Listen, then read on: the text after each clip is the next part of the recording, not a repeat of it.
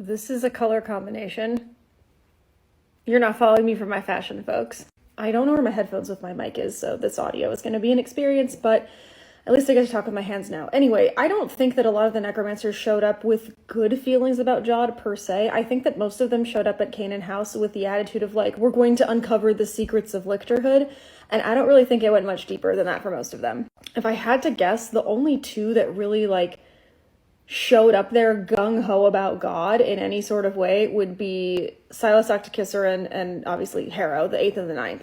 Maybe Judith Deuteros would be in there too, but I think that Judith is mostly there because she's doing her duty and she's like, you know, just ask her, a diehard cohort soldier through and through who definitely doesn't feel anything for Coronabeth Tridentarius. Not at all. No homosexual behaviors happening there. I think that the 3rd was there mostly out of morbid curiosity. The 4th was there because they like had to be. And the 5th and the 6th were there for research academic purposes. And obviously, you know, the 7th house was really just there to like kill people. I do have a feeling that like the real Dulcinea Septimus hopped on that shuttle initially, mostly because she wanted to see Cam and Pal.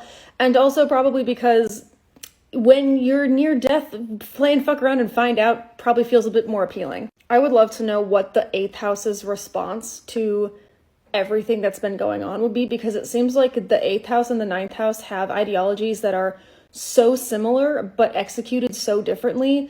Like thinking about like what Silas said to Hera about how the 8th house never forgot that the 9th house wasn't meant to be. It sounds like there's like a connection there, and it'd be really interesting to know what the 8th house thought about all of that. It also seems like there's a little bit of a cultural difference amongst the houses and how they engage with the concept of God. Like the 4th house and the 2nd house seem to view, you know, God as like something that's almost immaterial. I think the 3rd house probably doesn't give a shit either. We know the 9th and the 8th house like worship like the king undying, the emperor.